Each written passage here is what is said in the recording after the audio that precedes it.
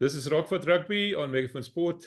What a privilege to welcome Chris Wyatt, the Colonel, the only American that I know that knows anything about rugby, and he knows surprisingly much about rugby. Hello, Chris. Welcome to our channel. Good evening. Thanks a lot. It's a pleasure to be here and make your acquaintance long distance after having met you in person. Yeah, I heard your voice on Saturday in the press box at Loftus, and I know I've seen some of your videos, and I thought I have to speak to this guy, and I managed to corner you there, and we've managed to put this together despite the challenges that we face living in Africa. But I want to start off by asking you, how on earth do you know so much about rugby? I mean, Americans are not known for their love of rugby or even knowledge of rugby or any sport that's not football or baseball. Well, it's ironic. You know, America is the second largest rugby union in the world. Only the UK has more registered rugby players than the US. And we've had rugby since the 19th century. And until the Rio Olympics, we were the defending Olympic champions, having fielded a team of college players in 1920 and 24 and won the gold medal, beating France twice. But rugby is, as you say, not as well known in America or as popular. I was introduced to the game as a freshman at university in I'm afraid to say this, 1982. On campus, one of the upperclassmen said to me after a class on Friday, he said, "Are you coming to the game tonight?" And I said, "Football's tomorrow, man." He said, "No, rugby." And I said, "Well, I'm from Appalachia. We just got paved roads and electricity, so we really don't have rugby there." And he kind of laughed. He said, "Come on down. It'll be great. You'll have a good time. It's a fun game, and you'll meet people." And I did. I went to the game that evening, stood in touch. I didn't know what touch was. There were no bleachers. We just stood there on the side of the band field. And these two teams went at each other, and it wasn't Australian rules football, which was on cable television then, and it wasn't American football, and thank goodness it wasn't soccer. So I'm trying to figure this game out. And I met a young lady who chatted me up at the game. We had a nice time, and then one team destroyed the other. But when it was over, they all had a good time, had some beers, had what we call a barbecue, not really a braai, and everybody got along. And I said, what an interesting game. Women come to it. They know how the game is played. They understand it. And it's a lot of fun. So I became a fan. But of course, there was no rugby on television. And I didn't really see much rugby. It was mostly on college campuses or club level. And then I went in the Army and overseas. And it was still hard to follow. But at that time, and I'm a historian, and I said, let me pick a national side. Because we didn't have a national team until 1984, I believe it was. And so in 82, I looked. I said, England, nope. France, nope. Maybe Scotland, maybe Ireland. But you know what? I have an interest in Africa, and the Springboks have quite a storied history. I'm a Springbok fan. So I became a Springbok supporter, and naturally, shortly after that, I picked the best team in Currie Cup, which was Province, and it all came from there. And I've been to every World Cup, men, women, and sevens, and the Rugby League World Cup since 2011, all around the world, and that's what I do.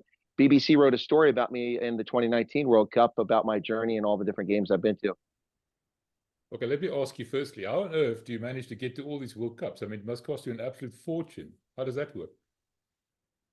It does cost me an absolute fortune. So I wind up with some really bad seats. I get in the pool, I register for the email address, and as soon as they start selling tickets, I get in there and I come up with a plan. My mission for a World Cup is all Springbok test matches. So that's try to get all 4 of those. I usually buy the ticket for that.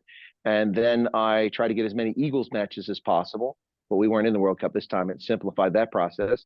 And then I try to get as many countries as possible. And I've counted as many as 18 of the 20 teams in the tournament. And so I just do it that way. And I try to also make the trip about something more than just rugby. So for instance, in England, I'm trying to go to historic sites. New Zealand, I'm trying to see the country and its natural beauty. And Japan is just a whole new experience for me, having not been to Asia. So I just really immerse myself in that. But it is a fortune. So what I do is I start saving money as soon as the World Cup ends. I set a little bit of money aside, and because I buy the tickets in stages as they're made available to the public, that kind of spreads the cost out. And then sometimes I've prepaid for rental cars for hires.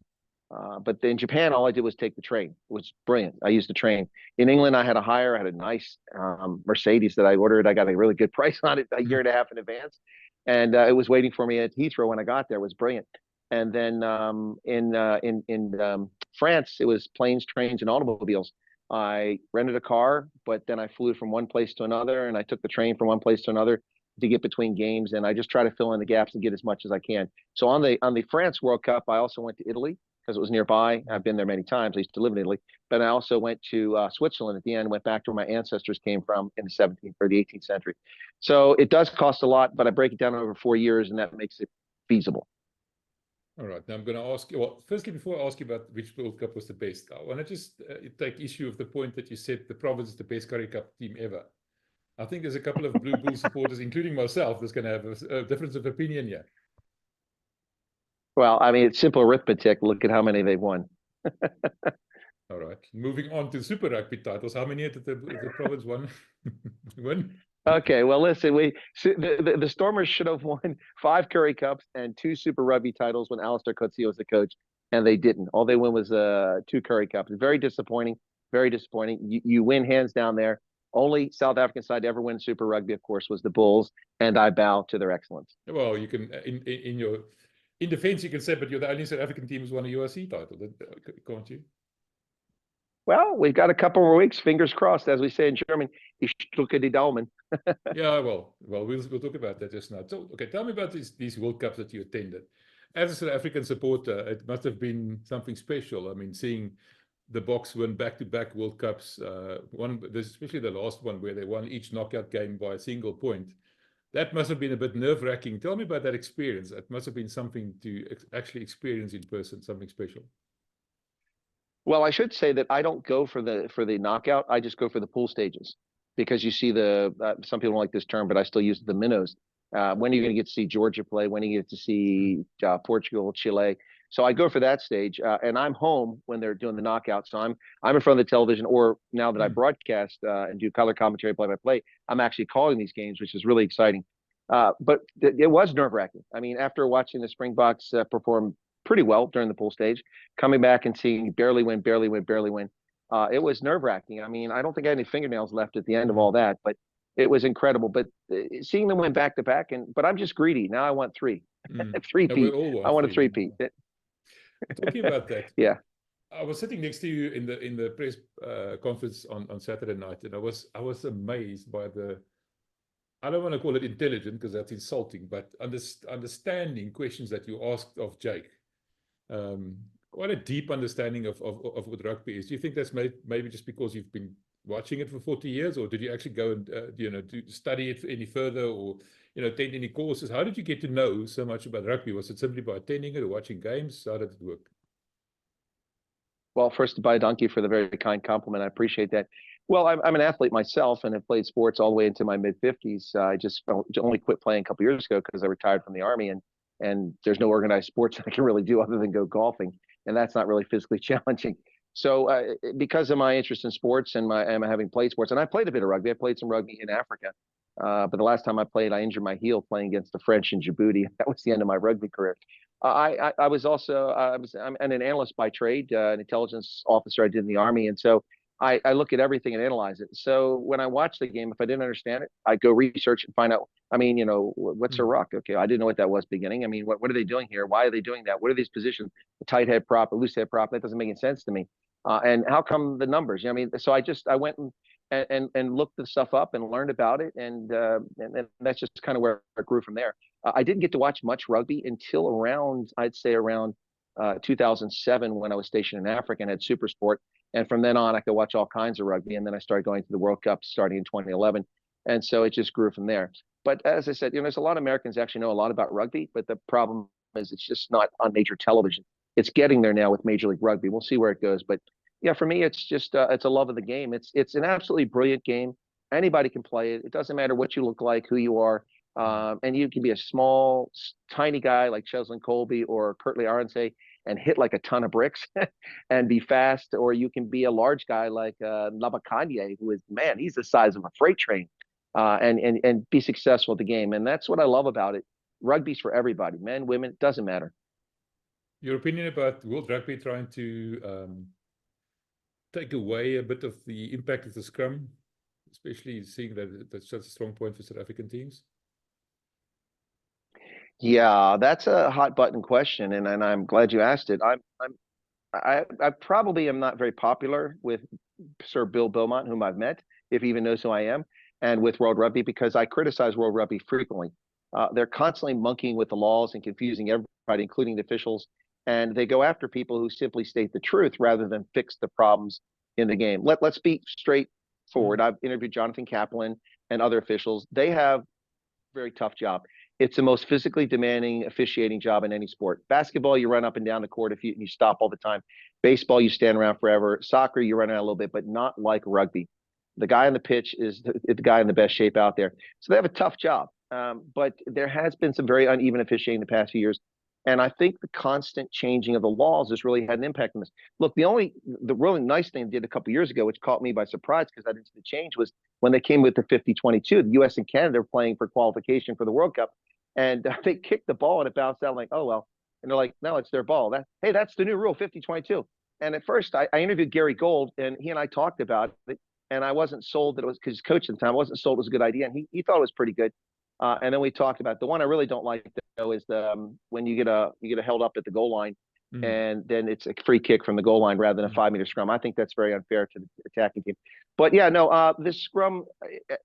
Look, I'm not going to say they're doing this to limit the Springboks, but if you don't want to scrum, who was it, Oxenshea, or I think maybe he was the one that said it, you might as well watch rugby league. I mean, the scrum is what's unique about this game, and it really adds to it. And as a guy who played on the left wing and did get his nose in the scrum, let those guys tear their ears up in there. We love to watch it. I'll sit on the wing and wait for the ball to come out. Yeah, I'm not at all pleased with this. I think a lot of people didn't know the rule and were pretty shocked when Damien Willemse in the World Cup called for a scrum. They're like, what did he just do? Yeah. It was brilliant. It was the smartest move ever. Yeah, Frans Malherbe in chasing the sun said, what the hell are you doing? But I mean, they discussed it before. Rassie made the call to Jaco Paper, ask him if they can do that, or Jacques made the call. That's the kind of clever thinking that I like. I mean, that's basically the only thing that they've taken out of it. You can't do a scrum from a free kick anymore. And if the weaker team now, I've spoken to some of the scrumming coaches in South Africa. If the weaker team gives away a penalty on purpose, it's only going to be not a penalty, a free kick on purpose. It's only going to be a free kick once. Then it becomes a penalty twice, and then it's a card. So it might be stricter. So the actual officiating around the scrum might be stricter. You might have fewer scrums, but they're going to be more important, or anyway, not less important. So that was quite an interesting thing to hear from what these guys said, because I specifically spoke to the SA schools rugby scrums coach, for example, and he was quite adamant. He loved it. He thinks it's a good idea. It's going to make scrums better. Anyway, enough of that now. Well, I hope so. I hope so. But I mean, look, I appreciate that people don't like seeing 5 minutes of game time eaten up by resets on scrums. That does get quite boring. That's something that definitely need to be policed up. But I think it'll be fine. But I'm not a fan. Yeah, one of the arguments I saw on one of these rugby websites was, if there's an average of 15 scrums a game, which there isn't, it's probably about 8, and you waste a minute per scrum, and they said it's 15 minutes, and then you waste another 5 minutes per scrum, or another 5 minutes for resets, because it keeps falling over, and the ref doesn't know who's at fault and the like. You lose 20 minutes, which is a quarter of the game. But that's an exaggeration. It's not even close to that. If you lose 10 minutes in total to a scrum, because I asked Jake White, for example, and he said, no, you have maybe 8 scrums if you're lucky, depending on what kind of game it is. So that doesn't really count that much anyway. I wanted to ask you about the Springbok coaching team. Jacques is gone. Jacques Nienaber, him and Rassie were bound at the hip for 20 years and more. This weekend, Jacques is on the Leinster side at Loftus against Jake White, ex-World Cup winner.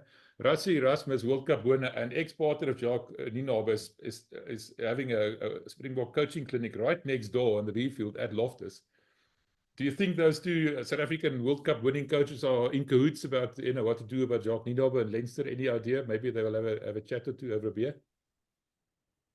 Well, I will be staying next to the field overnight, so maybe I'll look around for where the Casa Lager is pouring that day to see what conversations are going on. But yeah, that is fascinating, interesting. And look, what that says right there is just the quality of South African rugby and how important it is to the whole world, in my view. I mean, the quality of officials, of players, and of coaches who come out of South Africa, they're in demand everywhere. Everybody wants them everywhere. And the fact that Nienaber went to Leinster, that just speaks volumes. So, I would like to be a fly on the wall and see what's said, because, they're going to meet and talk this weekend. And we heard last week, Marco, the Italian coach, was talking with Jake about playing in the game. And I like that cordial relationship between coaches. I think it's nice to see that rather than this antagonistic thing you see in some other sports. Were you not? I was so impressed by that guy, by that coach, Marco Bortolami. I can't remember his name exactly. Also, you can see a thinker of the game, somebody who knows what he's talking about. And like you said, I like the idea that him and Jake have got such a good relationship. They exchange ideas, they have dinner the night before the game and the likes. that guy just impressed me. Another guy that really impressed me was Toby Booth, was the Ospreys coach.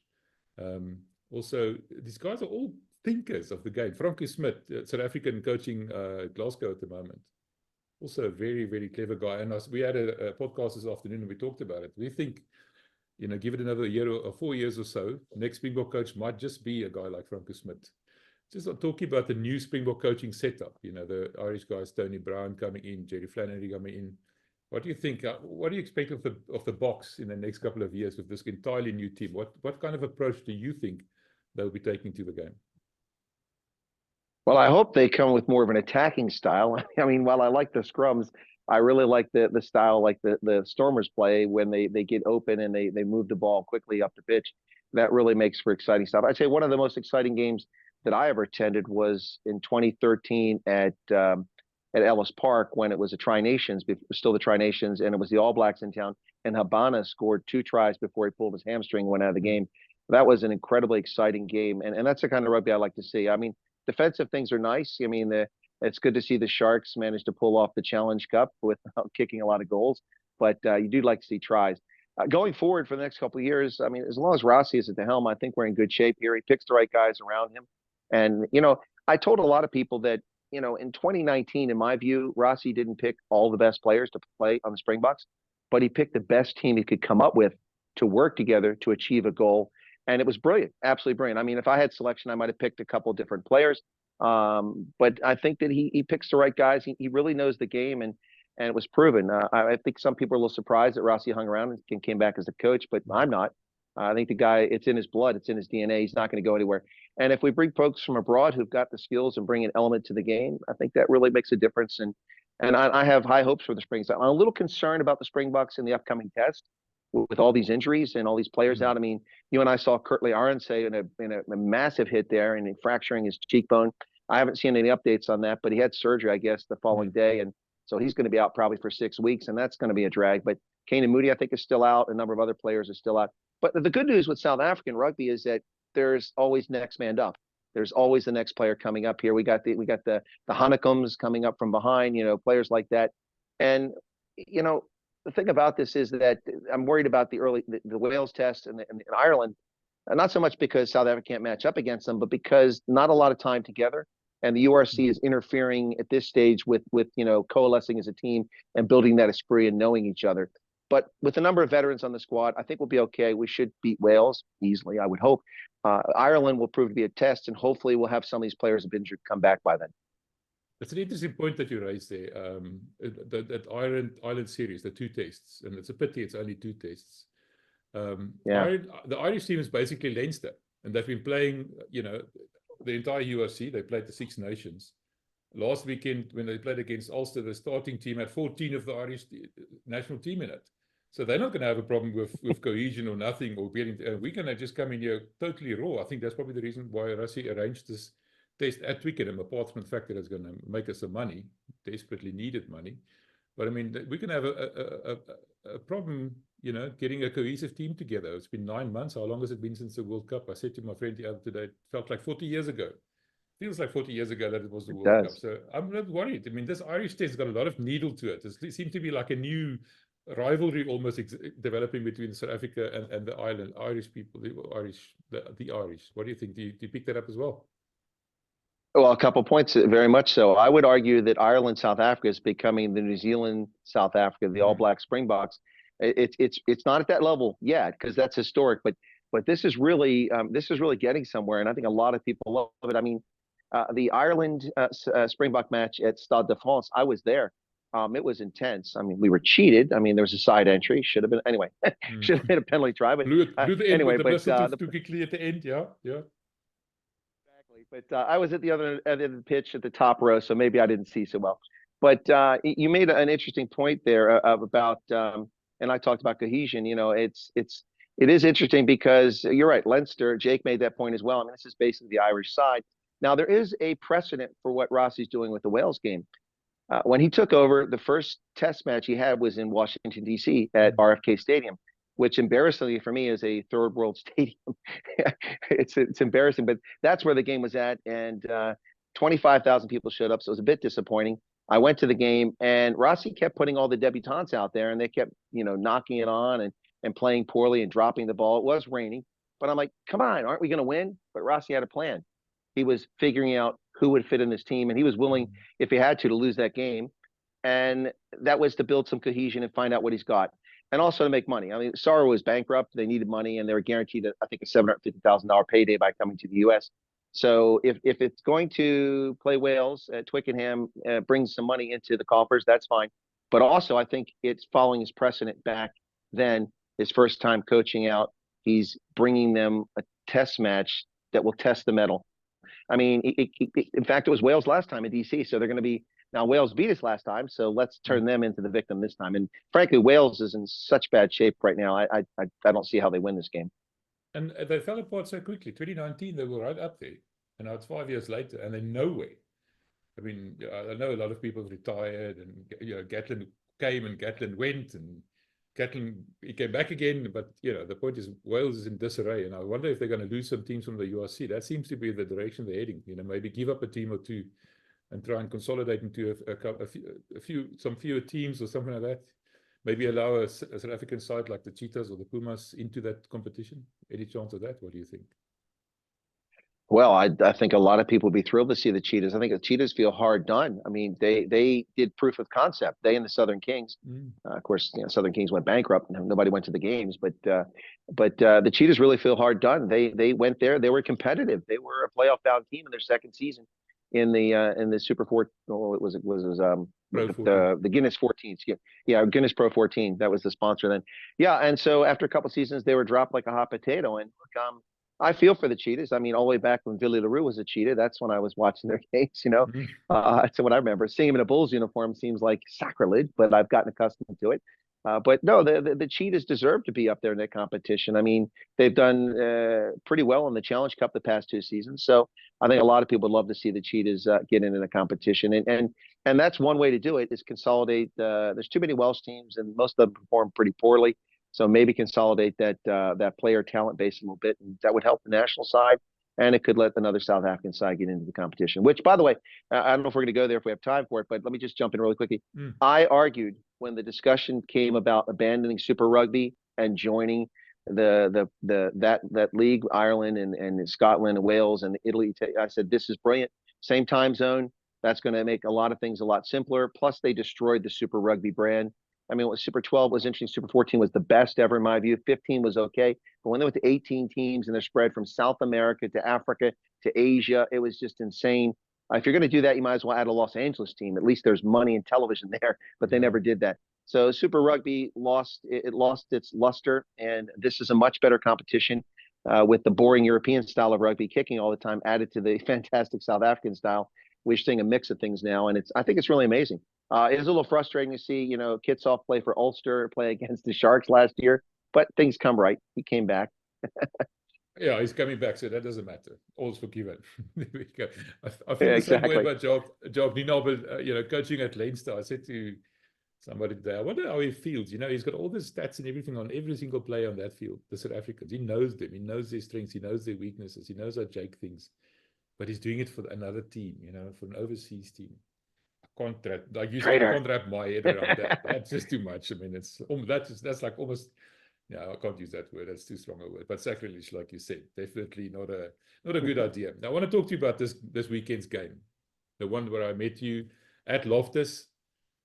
Leinster against the Bulls, Ireland against the Springbok B side. Let's call it that.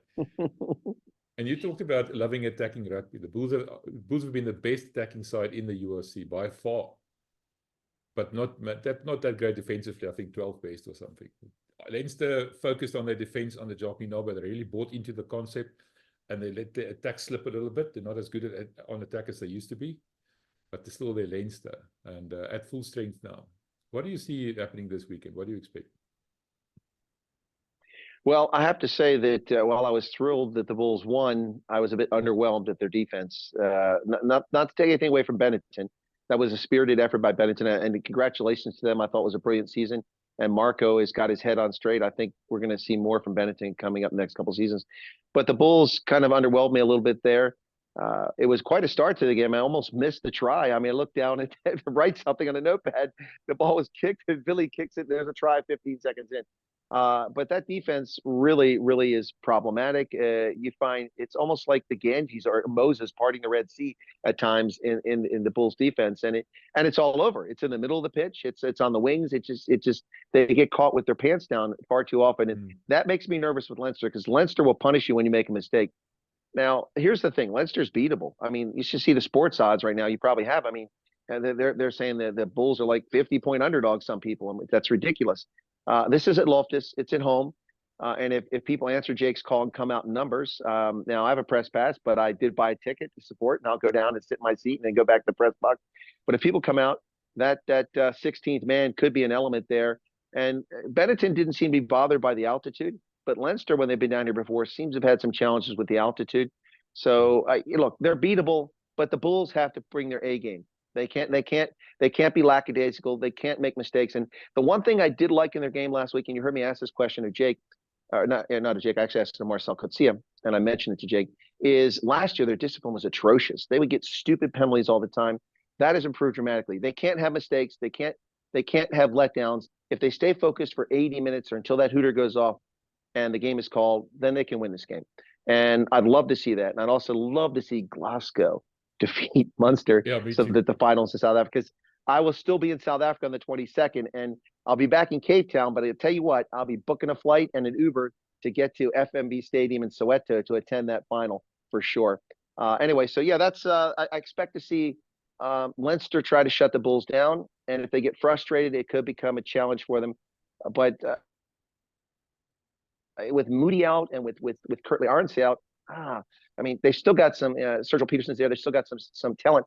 But I mean, losing a guy like Kurtley Arnsey, a couple of years ago, I predicted he and Moody would be in the Bucks, and people told me I was crazy. I'm like, no, these guys are talented.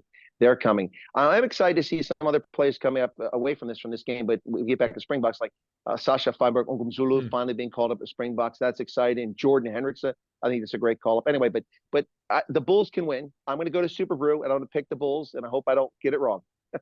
Yeah, I said, when we started our discussion this morning, I started out by saying Lens is going to take it by 10, but I convinced myself at the end. I said, no, the Bulls are going to win it by 1. So there we go. No, I wanted to talk to you about the defense, because Gary Gold, the guy you mentioned earlier, he used to be the Eagles coach, American team's coach. He's now the defense coach at the Bulls, but he's not been covering himself in glory. The Bulls have been leaking tries like anything, and the only thing that really saved them is they've been scoring tries even at an even bigger rate. So Gary Gold, I don't think is really cut out to be a defense coach. What do you think? I'm kind of a fanboy of Gary Gold. He turned USA Rugby around on a dime. Didn't quite get done with his predecessor, who got a winning record, but Gary really had a big impact there, and I think that the players let him down, and that's why he wound up leaving the Eagles. So I have to disclose that up front. I'm a person of full disclosure, so I'm kind of a fanboy of Gary Gold. Yeah, I think your statement's correct. Not covering self in glory right now. That's one reason why I haven't reached out to Gary and asked to do an interview, because I'd have to talk about the leaky defense. I mean, leaky. It's more than leaky.